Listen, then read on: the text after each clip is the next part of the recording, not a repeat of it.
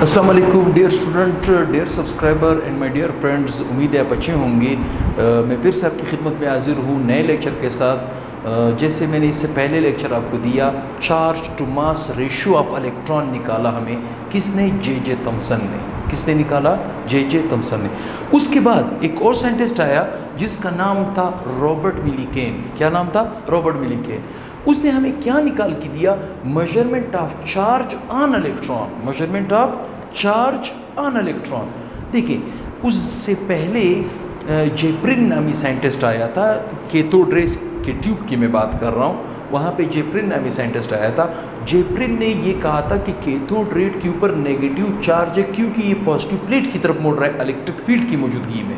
ठीक, लेकिन उसने हमें ये नहीं बताया कि cathode rays negative charge particle है, ये एनोड की प्लेट की तरफ मुड़ रही है, लेकिन किस शिद्दत के साथ मुड़ रही है वो वैल्यू हमें नहीं ली थी। वैल्यू कर निकालने का एजाज़ किस बंदे को मिला? रॉबर्ट मिलीकेन को। किसको? रॉबर्ट मिलीकेन को। ये साइंटिस्ट कब आया? 1909 में। कब आया? 1909 में। ठीक, सबसे पहले मैं इस एक्सपेरिमेंट का, चूँकि है तो एक्सपेरिमेंट का मतलब है तजर्बा है। तजर्बा अगर लेब में हो वो डिफरेंट केस है। चूँकि यहाँ पे तो लेक्चर चल रहा है, तो लेक्चर के पॉइंट ऑफ व्यू से मैं इसकी कंस्ट्रक्शन आपको समझा के दूंगा, इसकी कैलकुलेशन निकाल के दूंगा, और मैं आपको इसके जो भी पॉइंट्स थ्योरेटिकल है मैं आपको बता के दूंगा। कैसे? सबसे पहले नंबर पे कंस्ट्रक्शन। ठीक, इसने क्या किया? इसने गैस डिस्चार्ज ट्यूब लिया। देखिए, जे थॉमसन ने जो चार्ज टू मास वैल्यू हमें निकाल के दिया, उसने गैस डिस्चार्ज ट्यूब को बल्ब की शक्ल का बना दिया था। लेकिन ये बंदा क्या कर रहा है? एक ड्रम की शक्ल का बना के दे रहा है। ड्रम का मतलब है पूरा बड़ा कंटेनर की शक्ल के बना के दे रहा है। ठीक ठीक है, उसी तरह ग्लास ट्यूब, लेकिन है वही गैस डिस्चार्ज ट्यूब। इसका मतलब है ये आपको पहले पता होना चाहिए कि जिस ट्यूब को मैं कहूँगा गैस डिस्चार्ज ट्यूब, तो कंडीशन लाजमी लगाऊंगा। जैसे यहाँ पे ये आपको कंटेनर नज़र आ रहा है। ठीक, इस कंटेनर के अंदर ये जो ऊपर वाली प्लेट है ये है पॉजिटिव। क्यों? क्योंकि इसे मैंने पॉजिटिव टर्मिनल की बैटरी के एडजस्टेबल बैटरी, कौन सा? एडजस्टेबल बैटरी के किस टर्मिनल के साथ मैंने इसको अटैच किया है? पॉजिटिव टर्मिनल के साथ। तो लिहाजा ये आपके पास जो सेंटर में प्लेट आपको नज़र आ रही है, ये आपके पास कहलाया जाएगा एनोड। लेकिन ये एनोड कौन सा एनोड होगा? ये होगा परपुरेटेड।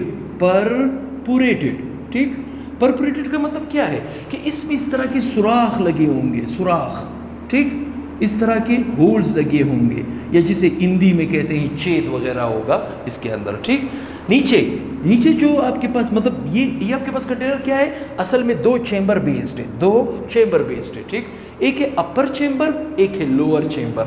ये आपके पास क्या है? इसे हम कहेंगे अपर चेंबर। अपर चेंबर। ये जो नीचे है ये क्या है? ये है लोअर चेंबर। ठीक, पहले मैं आपको कंस्ट्रक्शन सिखाऊंगा, कंस्ट्रक्शन की बुनियाद पे इसकी कैलकुलेशन भी सिखाऊंगा। जिस हद तक आपने इसकी कैलकुलेशन इंटर लेवल में सीखनी है, उस हद तक मैं आपकी इसकी कैलकुलेशन भी आपको करा के दूंगा। ठीक, मैंने इस पूरे कंटेनर को गैस डिस्चार्ज ट्यूब बनाना है। इसका मतलब है एनोड तो होगा, साथ में मैंने कैथोड की प्लेट को भी डिस्कस करना है। कैथोड कौन सी प्लेट है? नेगेटिव चार्ज वाली, क्योंकि उसने मेरे बैटरी के किस टर्मिनल के साथ अटैच किया? नेगेटिव के साथ। एडजस्टेबल बैटरी के लिए मैंने अगर इस पूरे कंटेनर को गैस डिस्चार्ज ट्यूब बनाना है तो आपके जहन में होना चाहिए 5000 वोल्ट से लेकर 10,000 वोल्ट तक हमने इलेक्ट्रिसिटी का रेंज रखना होगा, जैसे रॉबर्ट मिलीकेन ने किया। ठीक, रॉबर्ट मिलीकेन ने किया। उसने क्या किया? उसने इस ट्यूब को वैक्यूम पंप के साथ भी कनेक्ट किया, वैक्यूम पंप के साथ। ठीक, ताकि इसका प्रेशर वो कम कर सके। कितना कम कर सके? 0.01 टॉर, जो कि इस प्रेशर पे आपके पास क्या होगा? ग्लो डिसअपीयर हो जाएगा। और जब ये ग्लो डिसअपीयर हो जाएगा तो ट्यूब पूरा क्या हो जाएगा? मतलब पूरा कंटेनर क्या हो जाएगा? ट्रांसपेरेंट। आपकी नज़र उसके आर पार निकलेगी। चूंकि ग्लास ट्यूब है, हमने यहाँ पे अंदर झांक के देखना है, जैसे रॉबर्ट मिलीकेन ने किया, अंदर झांकने की कोशिश की। यहाँ पे नीचे जो प्लेट होगी ये क्या होगी? नेगेटिव, क्योंकि मैंने इसको किससे कनेक्ट किया है? नेगेटिव टर्मिनल से। वैक्यूम पंप लगाया, गैस डिस्चार्ज ट्यूब की वही कंडीशन।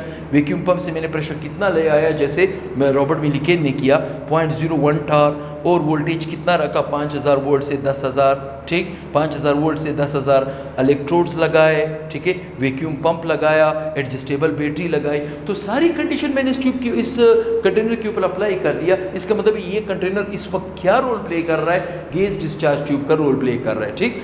रॉबर्ट विलिकेन ने क्या किया, इस चेंबर ए को, या जिसे हम चेंबर अपर चेंबर कहते हैं, नीचे क्या हुआ लोअर चेंबर, इस अपर चेंबर को उसने यहाँ पे ऑयल पंप से कनेक्ट किया। इसे हम क्या कहते हैं? ऑयल पंप, ऑयल पंप, ठीक, इसे हम क्या कहते हैं? Oil pump. फिजिक्स में आप लोगों ने स्टैटिक फोर्स वगैरह पढ़ा होगा। जब आप कंघी करते हो बालों में, अगर तेल लगा, उस कंघी को आप यूं ले जाओगे तो आपके बाल ऐसे सीधे खड़े हो जाएंगे। क्यों? क्योंकि इलेक्ट्रॉन उसे पुश अप कर रहा है। सेम यहाँ पे भी है। यहाँ पे उसने ऑयल लिया, यहाँ से उसने स्प्रे किया। जब स्प्रे किया तो ऑयल के पार्टिकल यहाँ पे आने लगे इस तरह, ठीक, चेंबर ए में आने लगे, ठीक, चेंबर ए में आने लगे। और थोड़ी देर के बाद ऑयल के पार्टिकल ग्रेविटी की वजह से ऐसे नीचे इस होल से होते हुए यहाँ पे इस प्लेट के ऊपर नीचे गिर रहे थे, इस प्लेट के ऊपर नीचे गिर रहे थे, ठीक। मतलब कहाँ से आ रहे थे? परफोरेटेड एनोड से नीचे गिर रहे थे ग्रेविटी की वजह से। उसने जब ये सारी कंडीशन अप्लाई की, जब उसने वोल्टेज दी, वो चाहता था कि वो देखना चाहता था कि क्या इस ऑयल के पार्टिकल के ऊपर क्या इलेक्ट्रिसिटी कोई एक्शन करेगी। नो, ये ऑयल के पार्टिकल एज इट इज गिर रहे थे। ये नज़ारा वो किस चीज़ की मदद से देख रहा था? उसने यहाँ पे लगाया था टेलीस्कोप, ठीक। आपको ये पता होना चाहिए, स्कोप दो तरह के हैं, ठीक। एक कहलाया जाता है टेलोस्कोप, दूसरा कहलाया जाता है माइक्रोस्कोप, ठीक। ये दोनों हम ऑब्जर्वेशन के लिए इस्तेमाल करते हैं इस apparatus को। कैसे? माइक्रोस्कोप, वो छोटे से छोटा पार्टिकल जो आपकी आंख उसे ना देख सके, उसे आप बड़ा करके देखना चाहते हो, तो उसके लिए हम कौन सा ऑपरेटर्स यूज करते हैं? माइक्रोस्कोप। लेकिन टेलीस्कोप का मतलब है दूरबीन, दूर वाली चीज़ को नज़दीक करके देखना। मतलब पहाड़ के ऊपर कोई चीज़ आपको नज़र नहीं आ रही, आप दूरबीन की मदद से उसे नज़दीक कर देते हो, या आम खास मोबाइल में आप तस्वीर खींचते हो, उस तस्वीर को बड़ा करके जूम करके जब नज़दीक करके देखना चाहते हो, तो वो भी टेलीस्कोप अंदर लगा होता है। इसी तरह उसने यहाँ पे टेलीस्कोप लगाया क्योंकि ऑयल का पार्टिकल साइज में बड़ा था, छोटा नहीं था। अगर वो छोटा होता तो माइक्रोस्कोप की मदद लेता। उसने कौन सी स्कोप की मदद ली?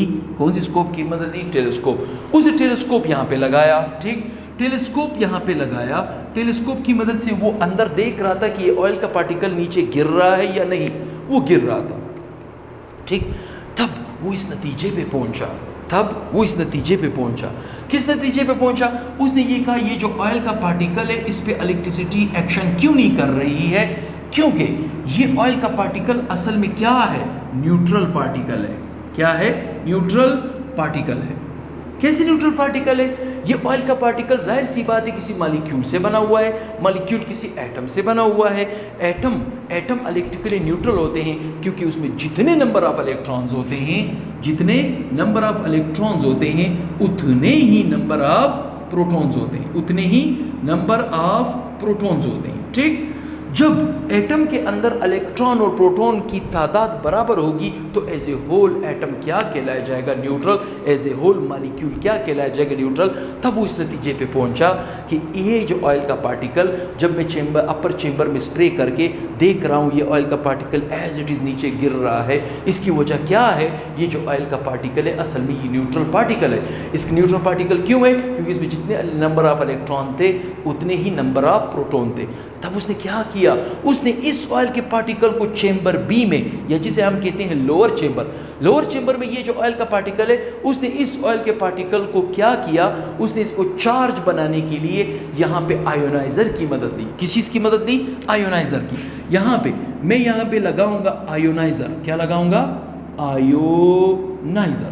आयोनाइजर के तौर पे उसने किस चीज़ का इस्तेमाल किया?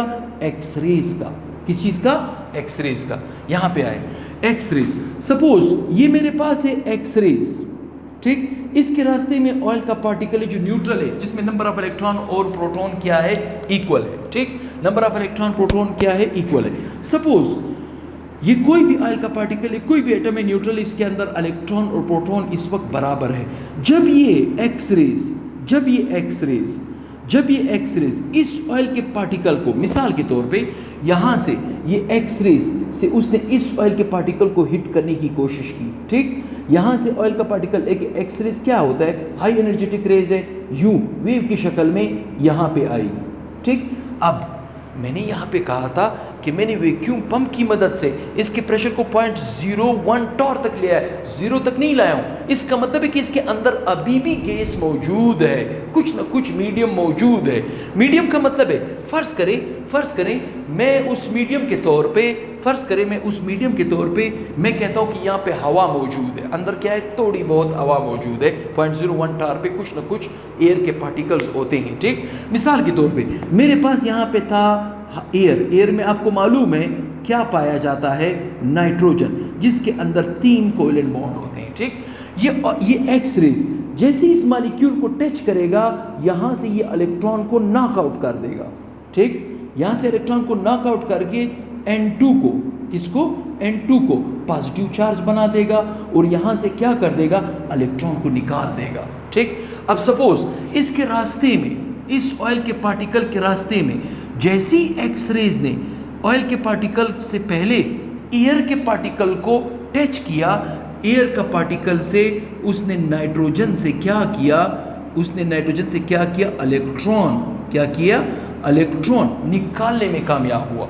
वो इलेक्ट्रॉन क्या करेगा, वो इलेक्ट्रॉन इस ऑयल के पार्टिकल के साथ चिपक जाएगा। कैसे चिपक जाएगा, जैसे यहाँ से इलेक्ट्रॉन निकला, एयर के पार्टिकल से इलेक्ट्रॉन निकला, इस एयर के पार्टिकल से जो इलेक्ट्रॉन निकलेगा इसे ऑयल का पार्टिकल एड्जॉर्ब कर देगा। एड्जॉर्ब का मतलब है ऊपर ये इलेक्ट्रॉन चिपक जाएगा, ठीक।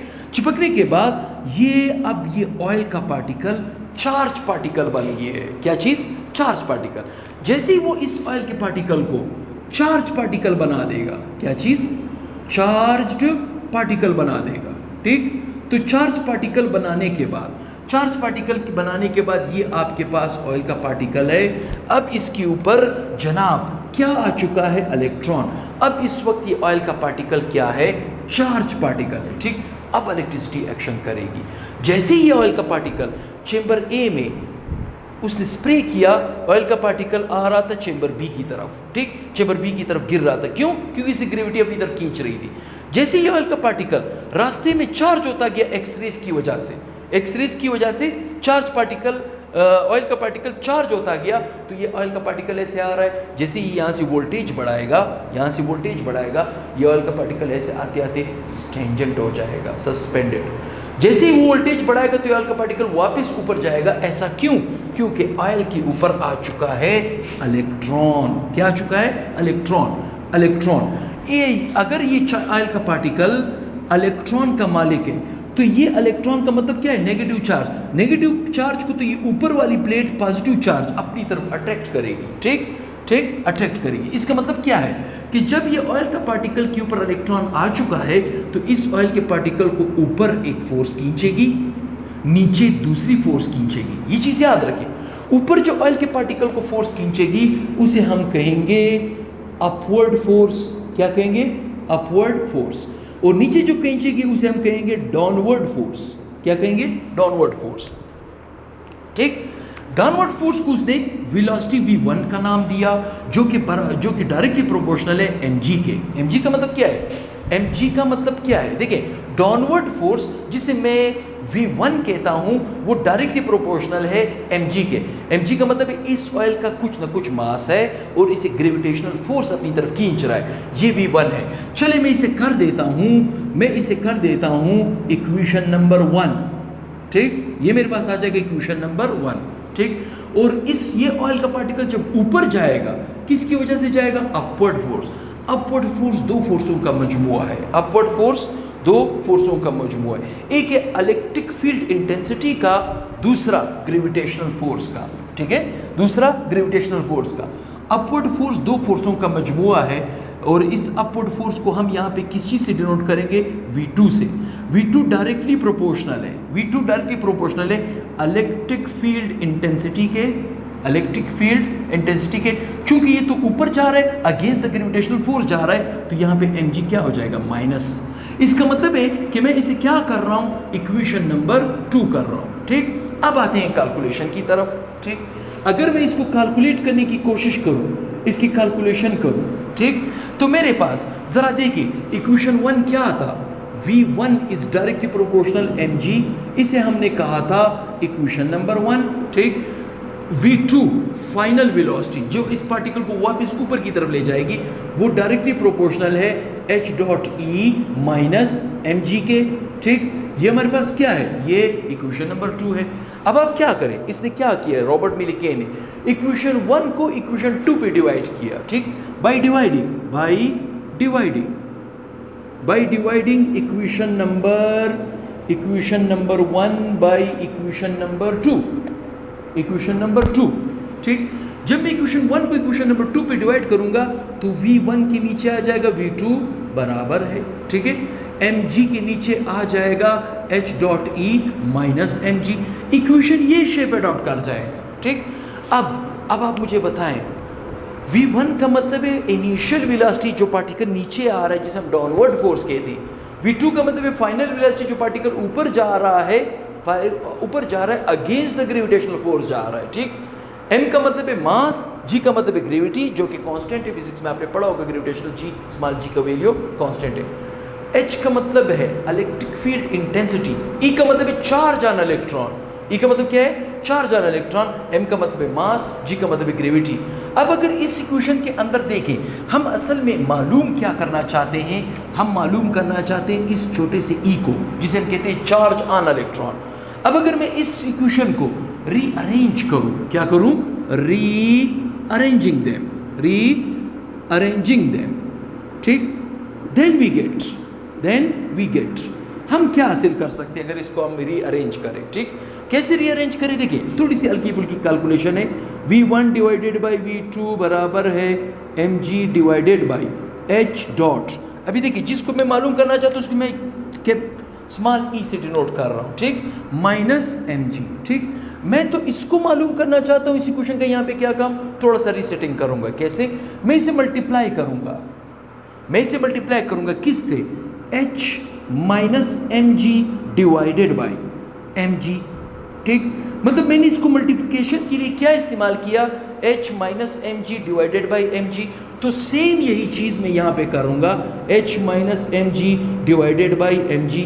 ठीक, अब होगा क्या, h को काट देगा, माइनस mg को काट देगा, mg को काट देगा।